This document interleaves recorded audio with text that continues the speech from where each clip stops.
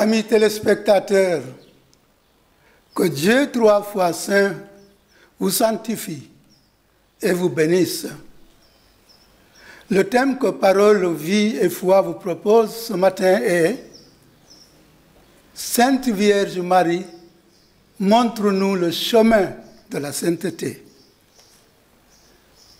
Nous serons accompagnés pour la réflexion par la sœur Marie-Odile Kama. Elle est de la congrégation des filles du Saint-Cœur de Marie. Bonjour ma sœur. Bonjour frère Martin. Vous allez bien? Merci. En tout cas, grand merci, c'est la deuxième fois que vous êtes sous le plateau de Parole, Vie et Foi. En effet, que dites-vous aux téléspectateurs qui nous regardent? Et tout le monde, au nom de Jésus et par le Saint-Cœur de Marie, puisque nous allons parler aujourd'hui de la Vierge Marie, à qui nous demandons de nous indiquer, de nous montrer le chemin de la sainteté. Voilà, de nous montrer le chemin de la sainteté. Fidèles téléspectateurs, vous devinez sûrement le contexte de ce thème.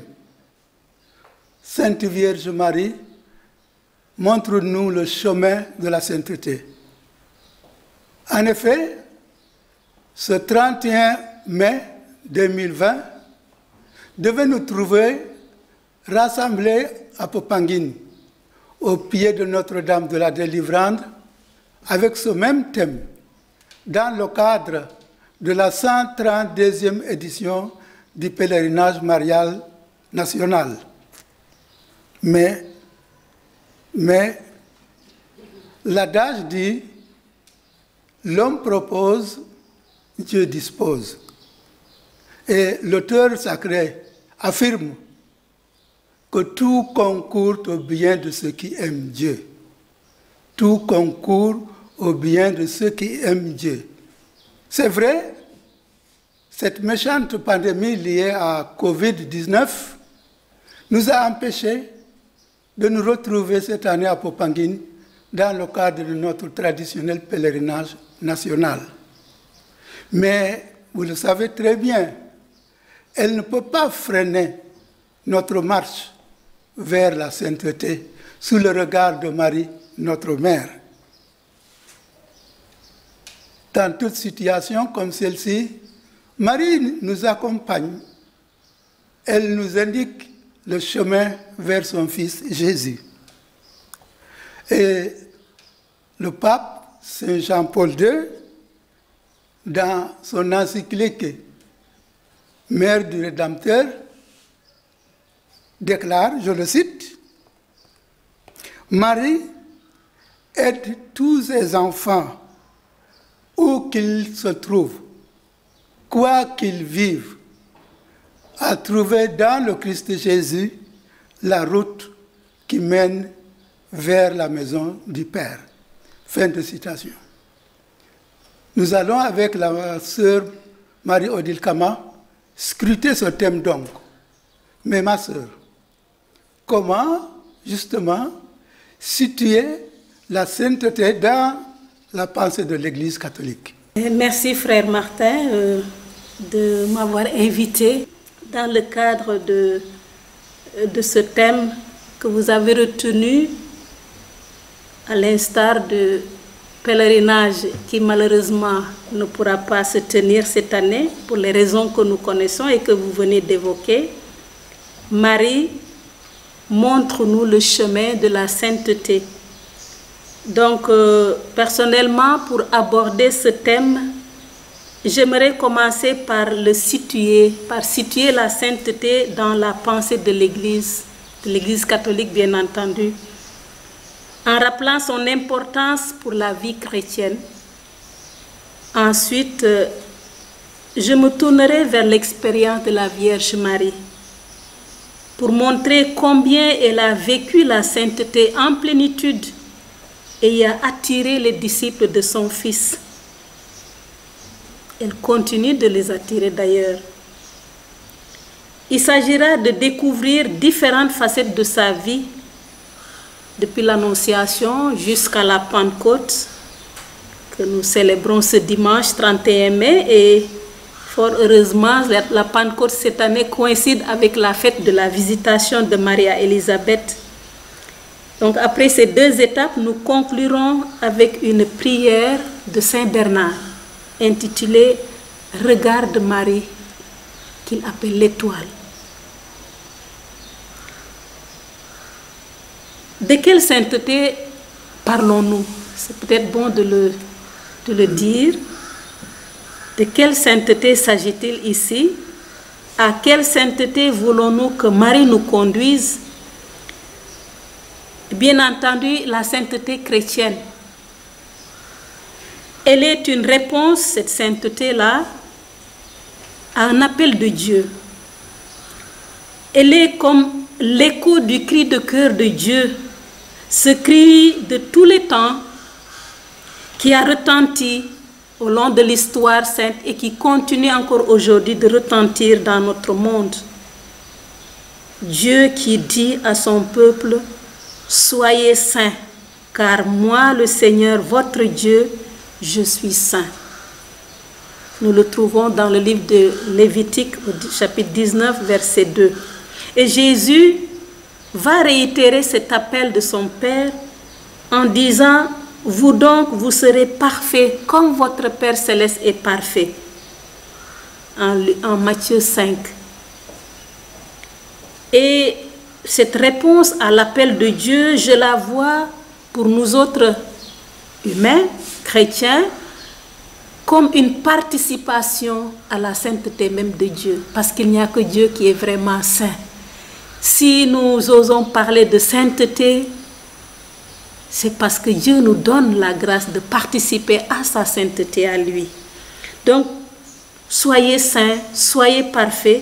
C'est l'appel que Jésus ne cesse d'adresser encore aujourd'hui à son Église et à chaque baptisé, sans exception. Le Concile Vatican II l'a rappelé et les souverains pontifes de l'ère post-conciliaire, en tout cas, depuis Paul VI jusqu'à François, n'ont cessé de réitérer cet appel-là. Et notre réponse à cet appel, je peux dire qu'elle commence par la contemplation de la sainteté de Dieu. Oui. Pour entrer dans la sainteté de Dieu, je dois commencer par la contempler. C'est peut-être paradoxal de le dire, mais notre sainteté se met en route quand nous nous arrêtons pour contempler le Dieu trois fois saint. Vous l'avez dit tout à l'heure dans l'introduction. C'est ce Dieu trois fois saint qui nous sanctifie et qui a sanctifié Marie, notre mère.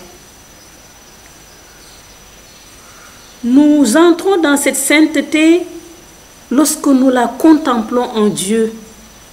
Dieu qui est ce brasier d'amour incandescent qui nous saisit et nous embrase chaque fois que nous entrons en communion avec lui et que nous donnons place aux autres dans notre vie. Et d'ailleurs, l'exhortation du pape François, que j'aime bien rappeler, sur l'appel à la sainteté dans le monde actuel, veut justement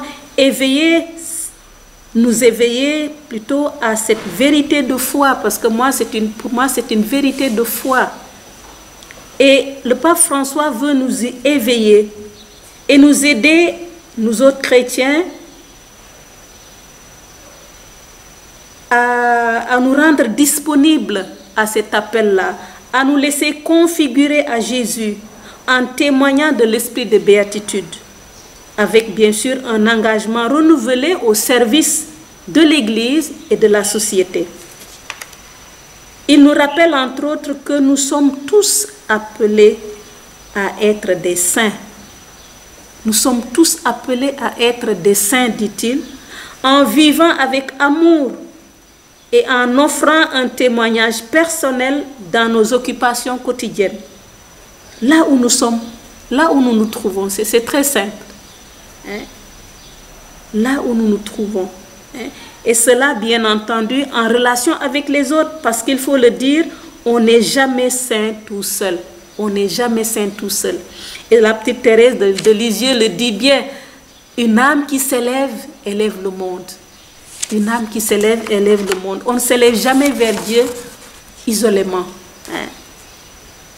Et pour revenir à notre thème, en tout cas, première sur le chemin de la sainteté et première à l'avoir vécu en plénitude, la Vierge Marie continue d'attirer les disciples de son Fils vers l'union à Dieu.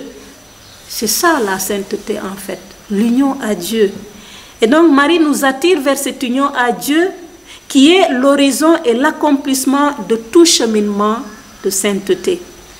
Cependant, il faut le préciser, cette sainteté ne consiste pas à rester les yeux fixés au ciel, comme nous l'avons entendu jeudi passé à l'Ascension. C'est l'observation que les anges ont fait aux apôtres. Hommes de Galilée, pourquoi rester là, les yeux fixés au ciel? Mais ma soeur, est-ce qu'il y a des moyens que Dieu nous donne pour être saints? Oui, ben oui, il y a des moyens. Et le pape François en a évoqué pas mal dans cette exhortation à laquelle je me réfère. Hein? Donc d'abord, se mettre au service du prochain. Mettre au service du prochain. Regarder autour de nous, comme Marie l'a fait, pour trouver Dieu dans la vie de nos voisins et dans les événements de nos vies. Hein? Il nous invite à voir la sainteté, comme il dit, dans le patient peuple de Dieu. Voir la sainteté dans le patient peuple de Dieu, dont le visage se reflète dans celui des saints de la porte d'à côté. Chacun de nous, nous faisons partie de ces saints de la porte d'à côté. Des personnes auxquelles on ne penserait même pas qu'ils sont à un certain degré de sainteté, parce qu'ils sont tellement effacés, humbles, simples. Eh bien, c'est ça la sainteté, cette simplicité-là, cette humilité-là. Et elle est à la portée de tout le monde finalement. Elle est à la portée de tous, cette sainteté-là, parce qu'elle passe par les petites choses de la vie quotidienne.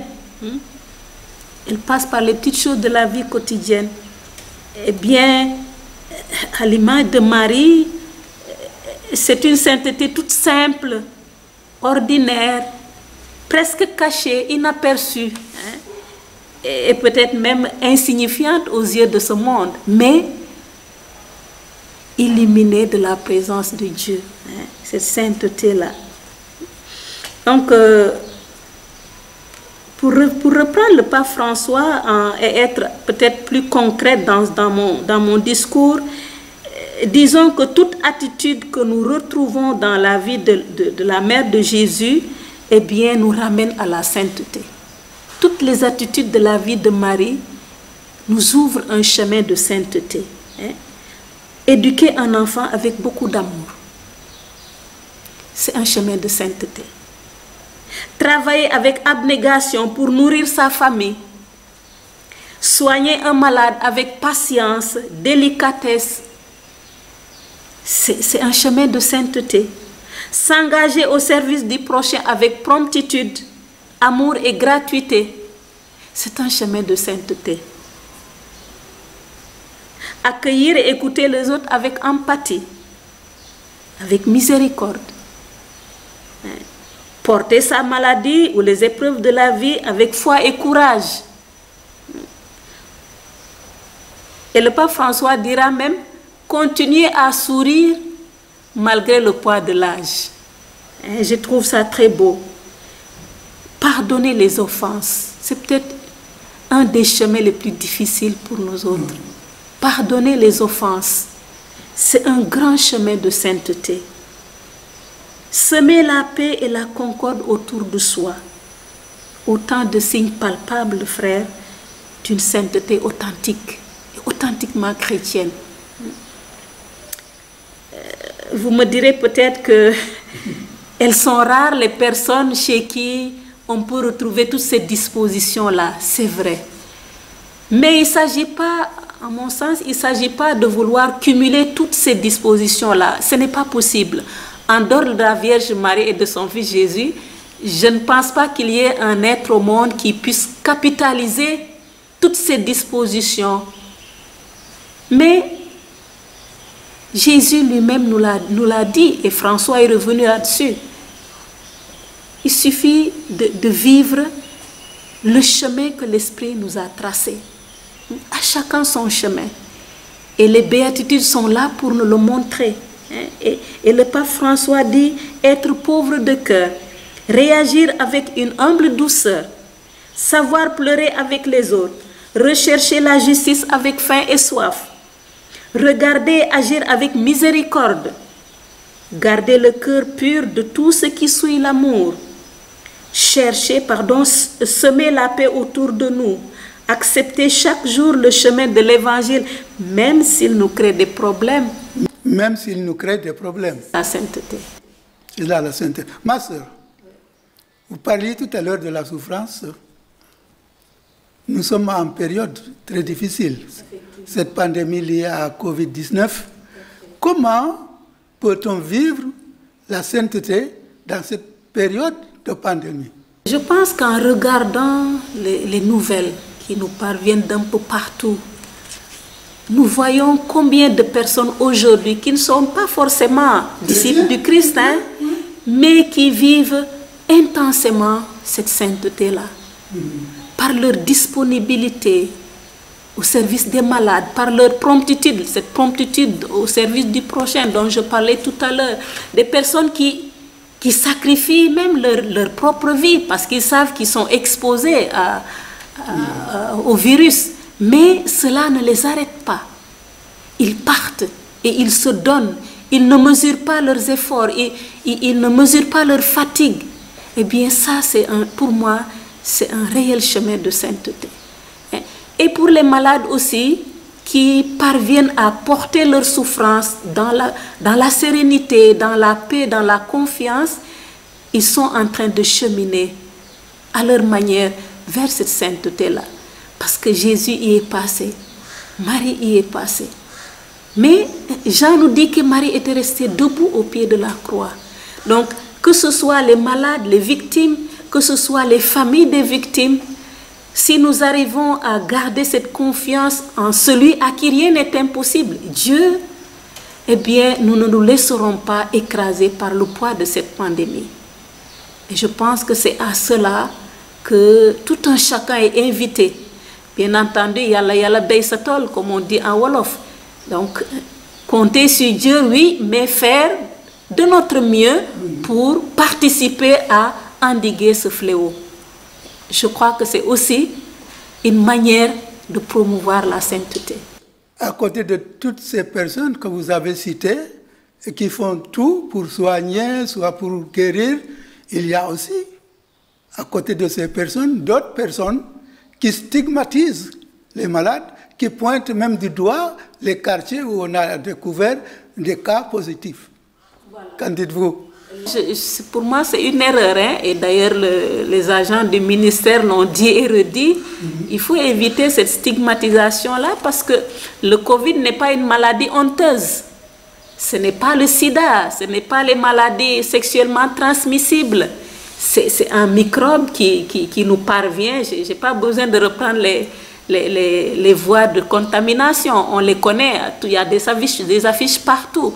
Donc, c'est un microbe qui nous parvient par la bouche, par les yeux, par les mains, etc. Donc, il n'y a pas à en avoir honte. Il n'y a pas à indexer les personnes atteintes de cette maladie, de cette maladie-là. C'est une maladie comme n'importe quelle autre qui peut se soigner et qui doit pouvoir se soigner. Et je crois que l'appel que j'aurais à lancer à mes frères et sœurs sénégalaises, c'est justement plutôt que d'indexer, de critiquer les personnes touchées par cette maladie, au contraire, être proche d'une certaine manière, les soutenir, les encourager, pour qu'ils ne flanchent pas, qu'ils ne se laissent pas aller au découragement. Donc quand les gens se sentent soutenus, ils sont fortifiés. Ils sont fortifiés. Et tout dernièrement, j'ai suivi un témoignage à la RTS, je crois bien. La personne qui est guérie de cette maladie, il dit qu'il n'a pas du tout senti cette stigmatisation par son entourage. Au contraire, il s'est senti soutenu. Et je crois que c'est cela qu'il faut promouvoir. Vraiment, j'invite chacun à éviter cette stigmatisation-là. Parce que ça en rajoute à la souffrance des malades et de leurs familles. Revenons au thème. Le pape François que vous venez de citer, dans son exhortation Gaudete et Exsultate, parmi les variantes formes de sainteté, il a souligné le génie féminin qui se manifeste dans plusieurs formes féminines de sainteté. Quel commentaire? C'est vrai. Mais vous parliez de Marie, c'est le modèle d'ailleurs. Marie est la première en chemin. Oui. Je l'ai dit tout à l'heure, à la suite de Raymond Faux, Marie est la première en chemin par rapport à la vie d'union à Dieu. Je l'ai dit tantôt, la sainteté se résume en cette union au Seigneur que nous recherchons tous dès ici-bas. Dans l'histoire de l'Église, dans l'histoire de nos sociétés, nous connaissons effectivement de grandes figures féminines qui ont su se démarquer, se distinguer par leur abnégation au service de leur société, de leur famille, par leur engagement, par leur amour, leur charité, leur esprit de dépassement, leur esprit de sacrifice. Je ne peux pas lister toutes les belles et bonnes dispositions que l'on retrouve dans le cœur de ces femmes vaillantes, humbles, charitables, miséricordieuses, pleines d'amour, et qui font abonder la vie, qui font abonder la vie, qui font abonder la joie, qui sont témoins de joie, témoins de miséricorde, témoins de bonté et de pardon. Et le pape, justement, en a cité quelques figures, parmi lesquelles Sainte Catherine de Sienne, qui n'était pas une grande intellectuelle, qui n'était pas une grande théologienne, mais qui a su agir avec sagesse et avec finesse pour parvenir à rétablir l'équilibre dans l'Église, en aidant le pape à revenir au siège de Rome. Bon, ça, je ne vais pas entrer dans les détails, mais c'est une figure justement qui est saisissante et qui nous est un exemple de sainteté. Voilà. J'ai cité tout à l'heure la petite Thérèse de Lisieux, qui n'est jamais sortie de son couvent, mais aujourd'hui, il y a combien de bouquins qui sont publiés sur sa vie? Une sainteté toute ordinaire, toute simple, cachée, mais lumineuse de la présence et de l'union au Christ. La présence à Dieu et à l'union au Christ. Voilà. Est-ce qu'on peut dire que Marie est aussi modèle d'humilité? Mais c'est la première. C'est la première. C'est la première. Oui. Et c'est peut-être, ça m'amène justement à parler d'elle, oui, puisque c'est elle qui est au cœur de cet entretien. Donc, quel est le chemin de sainteté de la mère de Jésus? Parce que dans l'Écriture, on aime bien l'appeler la mère de Jésus. Quel est son chemin de sainteté? C'est d'abord cette humilité dont vous parlez. C'est d'abord cette humilité-là. Marie est une femme de foi, une femme d'humilité, une femme d'ouverture à Dieu et de disponibilité à sa volonté. Et si nous regardons justement le début de sa vocation, nous voyons une fille d'Israël toute ordinaire qui a grandi en partageant l'espérance de son peuple. Ce peuple qui depuis des générations attendait le Messie, un Messie annoncé par les prophètes depuis des siècles. Eh bien, Marie était de ce peuple-là. Et comme toutes les jeunes filles de son temps, elle a nourri des projets. Entre autres, son projet de mariage avec Joseph, à qui elle était déjà fiancée. Et puis voilà, un beau jour, Dieu débarque, entre dans sa vie et chamboule tout. Je dis bien chamboule tout, parce que tous les plans qu'elle avait tracés sont sont renversées par l'irruption de Dieu dans sa vie. Ce Dieu qui vient à elle et qui lui demande de participer à l'accomplissement du salut de l'humanité. Eh bien, on voit que c'est une lourde mission pour Marie. Mais elle ne rechigne pas. Elle ne se révolte pas. Elle ne se dérobe pas. Hein? Elle est bouleversée, oui, parce que la salutation que l'ange lui adresse est une salutation inhabituelle. L'ange lui a même donné un nouveau nom. Il n'a pas appelé Marie. Il l'a appelé comment? Comblée de grâce. Comblée de grâce. Comblée de grâce. Un nouveau nom. Et donc, Marie qui connaît l'écriture, sait toute la portée de cette expression, comblée de grâce. Et donc, elle est bouleversée. Elle est bouleversée.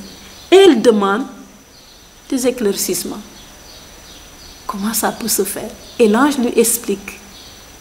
Et à partir du moment où Marie comprend que c'est l'Esprit de Dieu qui va la couvrir, que son enfant sera appelé le Fils du Très-Haut, c'est-à-dire le Fils de Dieu, et que même sa cousine, sa vieille cousine Élisabeth, déjà avancée en âge et enceinte de 6 mois, par la grâce de Dieu à qui rien n'est impossible, alors là, Marie s'en remet entièrement à la volonté de Dieu.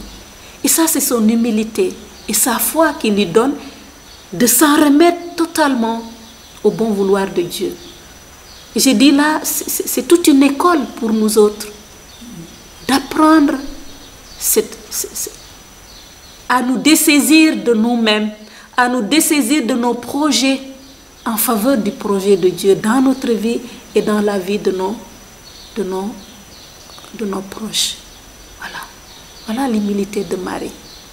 Et j'ajoute, par expérience, non, pas que moi j'en ai fait l'expérience, mais de ce que je vois en général autour de nous, quand quelqu'un réussit, c'est tout un... on en parle, ou la personne elle-même en parle. Mais ce n'est pas l'attitude de Marie. Elle aurait pu hausser les épaules, se pavaner, comme on dit, dans tout le village et faire savoir à tout le monde ce cadeau d'honneur que Dieu vient de lui faire. La future reine, la future mère de Dieu. Non, elle ne dit rien.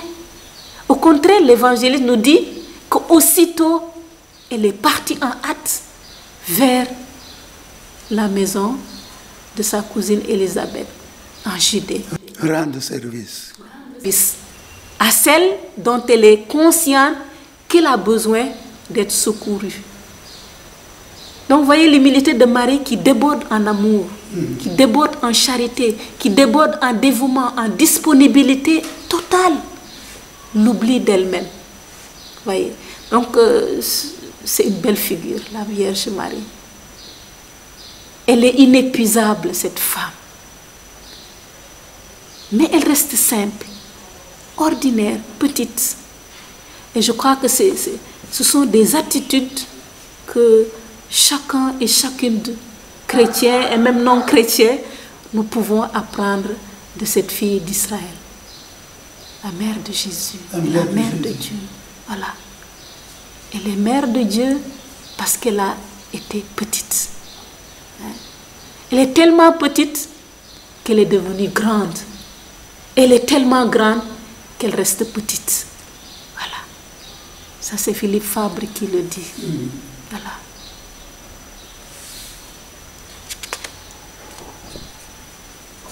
Donc, nous pouvons regarder Marie, oui, à l'Annonciation, c'est ce que je viens de dire. C'est une femme d'humilité. Et je viens de le dire, cette humilité déborde en amour, en charité, parce qu'elle est soutenue par la foi. Elle est soutenue par la confiance, par la conviction que Dieu sera toujours avec elle. Dieu sera toujours avec elle. C'est une promesse qu'il a faite à ceux qu'il a choisis dans l'Ancien Testament et qu'il réitère à Marie. Ne crains pas. Voilà. Donc, elle se sent soutenue. Nous aussi, si nous nous sentons portés par la grâce de Dieu, eh bien, nous pouvons également suivre ce chemin-là d'humilité, de disponibilité, de charité pour faire abonder la vie. Parce que c'est pour cela que Jésus est venu, hein, pour donner la vie en abondance. Et il nous confie cette mission à poursuivre encore aujourd'hui. Voilà. Donc Marie est une femme simple et humble. Alors il nous confie cette mission à la poursuivre sous le regard de Marie. Nous allons marquer une petite pause. Nous reviendrons sur la vie de Marie, modèle de sainteté.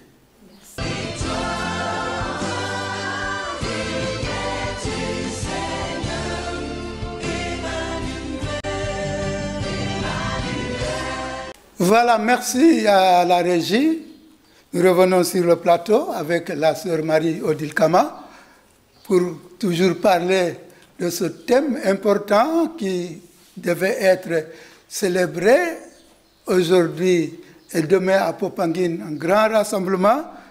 Mais je note que demain, il y aura une petite célébration à Popenguine avec Monseigneur Martin Tin de Kaolack, avec ce même thème. Et peut-être nous allons pouvoir diviser ça. Alors ma sœur, nous parlions Marie tout à l'heure, pleine de grâce, femme d'espérance. Mais quand même, est-ce qu'elle n'a pas souffert aussi dans sa vie? Souffert. Elle a souffert. Marie a souffert. Et il suffit de regarder notre société actuelle. Quand une jeune fille porte une grossesse, alors qu'elle n'est pas encore mariée. Oui, comme on dit aujourd'hui, une grossesse non désirée ou c'est pas précoce. Non désirée, oui. Elle est fiancée, le fiancé est loin et puis voilà, elle tombe en état. Ou bien elle n'est pas encore fiancée, tout le monde dans le quartier se rend compte qu'elle n'est plus ce qu'elle était hier et avant-hier. Eh bien, on sait ce qui se passe dans des situations de ce genre. Quel modèle pour les filles qui avortent aujourd'hui? Parce qu'on n'a pas... Modèle, je pense que justement pour éviter de supprimer la vie, Oui. Nos jeunes peuvent regarder Marie. Regardez Marie. Dans ce laps de temps-là, entre l'annonciation et le moment où Joseph va la prendre chez elle, elle a dû souffrir de certaines critiques ouvertes ou camouflées. Mais elle est restée confiante parce qu'elle sait ce qu'elle porte. Elle sait ce qu'elle porte. Et parce qu'elle le sait justement, elle a chanté chez Élisabeth sa louange à Dieu. Mon âme exalte le Seigneur et mon esprit exulte en Dieu mon Sauveur. Hein? Il a porté le regard sur son humble servante. Désormais, toutes les générations me diront bienheureuse. Ce n'est pas une manière de s'enorgueillir, non. Mais c'est encore son humilité qui reconnaît l'œuvre de Dieu en elle et en son peuple. Hein? En elle et en son peuple. Et donc, ces jeunes filles aussi qui parlent d'une manière ou d'une autre se retrouvent dans une situation difficile peuvent faire confiance au Seigneur plutôt que de liquider la vie qu'elle porte. Marie ne l'a pas fait. Et l'issue est toujours merveilleuse. L'issue est toujours merveilleuse. Donc ça, c'est une étape de la souffrance de Marie. De devoir renoncer à son projet, déjà c'était dur. Hein? De devoir porter le regard indiscret de certaines personnes, c'est encore dur. Hein? Et au fur et à mesure que son enfant grandit, elle va rencontrer des situations plus ou moins difficiles. À la présentation au temple, le vieillard Siméon lui découvre une prophétie. Un glaive te transpercera le cœur. Ah, ça, c'est pas une nouvelle facile à accepter, mais elle l'a portée dans la foi. Elle l'a portée dans la foi. Elle ne comprenait pas tout. Elle gardait tout cela, nous dit l'évangéliste, elle gardait tout cela dans son cœur. Le méditer et le garder dans son cœur. Je crois que c'est cette intimité profonde avec Dieu, cet esprit de prière et de contemplation de Marie qui lui a donné la force de porter ses épreuves. Quand elle a perdu son fils de 12 ans au temple, qu'elle l'a cherché pendant 3 jours, qu'elle le retrouve au temple et lui dit « Mais pourquoi nous as-tu fait cela, mon enfant ?» Et que le petit lui réponde « Pourquoi vous me cherchiez? Ne savez-vous pas que je me dois aux affaires de mon père ?» C'est pas facile pour une maman. C'est pas facile pour une maman. Elle ne comprenait pas. Ni elle ni Joseph ne comprirent pas. Mais elle gardait tout cela dans son cœur. C'est une épreuve qu'elle porte dans la foi. Et la plus grande épreuve, ce sera au pied de la croix. Elle ne s'est pas effondrée. L'évangéliste de Jean nous rapporte cet épisode et il nous dit que Marie se tenait debout. Debout. Ne se tient debout que celui qui a encore de l'énergie, la force. Peut-être pas une force physique, mais la force de Dieu qu'il a portée depuis sa conception d'ailleurs. Et qu'il a portée davantage depuis l'Annonciation, qui va continuer à la porter jusque dans son entrée au ciel. Donc Marie trouve sa force dans le Seigneur, dans son union indéfectible avec Dieu. Et je pense que là également, elle nous donne l'exemple. Elle nous donne l'exemple du courage, de la fidélité à Dieu. Mais quand je parle de Marie à certaines personnes, surtout à des filles, à des femmes, elles me disent, oui, mais Marie a supporté tout ça parce qu'elle était choisie, parce qu'elle était immaculée, etc., etc. Alors, qu'en dites-vous? Voilà, c'est une question, c'est une réponse légitime. Hein? Pour moi, c'est une réponse légitime. Et c'est vrai, Marie a eu un privilège exceptionnel. Ça, il faut le reconnaître. Marie a eu un privilège exceptionnel. Elle est unique au monde à avoir été choisie par Dieu pour être la mère du Fils de Dieu. Elle est unique. Et voilà pourquoi Élisabeth va la saluer comme bénie entre toutes les femmes. Elle est bénie entre toutes les femmes. Elle est la seule à avoir reçu cette grâce. Et d'ailleurs, c'est à cause de cela qu'elle est préservée du péché. Quand nous parlons de l'Immaculée Conception, c'est en vue de la mission que Marie devait jouer dans le plan du salut de l'humanité. Parce qu'elle devait être la mère de celui qui est sans péché. Il était tout à fait normal qu'elle-même soit sans péché. Mais cela n'empêche pas qu'elle reste une personne humaine. Et qui sentait la souffrance comme nous. Elle reste une personne humaine. Elle a un cœur capable de souffrir, de pleurer. Mais ce qui la porte, c'est encore une fois sa foi. Marie est une personne humaine. Marie n'est pas une déesse. Et c'est peut-être le lieu de le rappeler à nos frères et sœurs. Marie est une personne humaine. Elle a pleuré. Elle a pleuré. Elle a senti la souffrance de son peuple. On vient de parler de sa réaction vers Élisabeth. Qu'est-ce qui s'est passé à Cana? Au mariage où elle était invitée avec son fils et les disciples de son fils. Elle s'est rendue compte, avec ses yeux de chair, que quelque chose n'allait pas. Quelque chose manquait et qui risquait de gâcher la fête. Qu'est-ce qu'il dit à son fils? Elle lui souffle, ils n'ont plus de vin, parce qu'elle a observé sans doute les va-et-vient et se rend compte qu'il manque ce qui fait la joie des convives. Elle dit à son fils, ils n'ont plus de vin.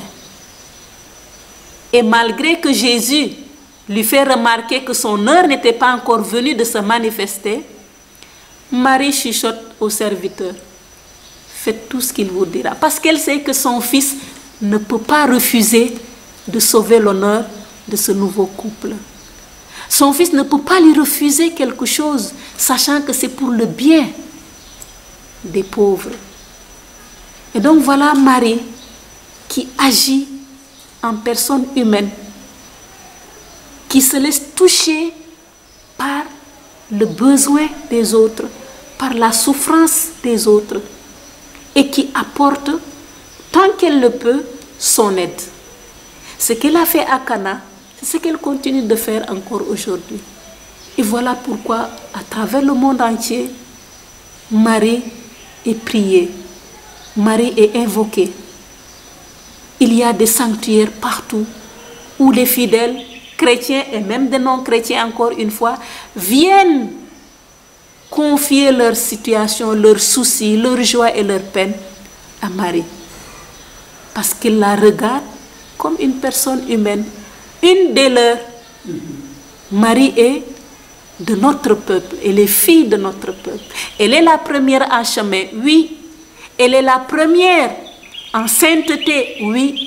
Mais elle reste toujours une personne humaine. Donc, il ne faut pas se dire elle a réussi sa vie parce qu'elle avait un don exceptionnel. Ce don exceptionnel est réel, mais ne l'a pas empêché de garder son humanité. Et voilà pourquoi l'Église, le Concile Vatican II, justement, nous invite à vraiment comprendre que Marie est à la fois mère de Jésus, mais disciple de Jésus. Elle est notre mère et elle est notre sœur. Elle reste une personne humaine qui a cheminé dans la foi, pas dans la vision. Bien sûr, elle avait son enfant Dieu sous les yeux, mais elle n'a pas cheminé dans la vision béatifique. Elle a cheminé dans la foi et parfois dans la nuit de la foi. Eh bien, c'est cette fidélité, justement, cette persévérance qui lui a valu, justement, d'être pleinement béatifiée et canonisée par son propre Fils qu'il a élevé en corps et en âme dans le ciel. Vous disiez tout à l'heure que quand elle a remarqué qu'il manquait quelque chose et que son fils lui dit « Mon heure n'est pas venue », il dit « Faites tout ce qu'il vous dira ». Je pense qu'aujourd'hui aussi, quand nous allons vers elle, elle nous dit « Faites tout ce qu'il vous dira ».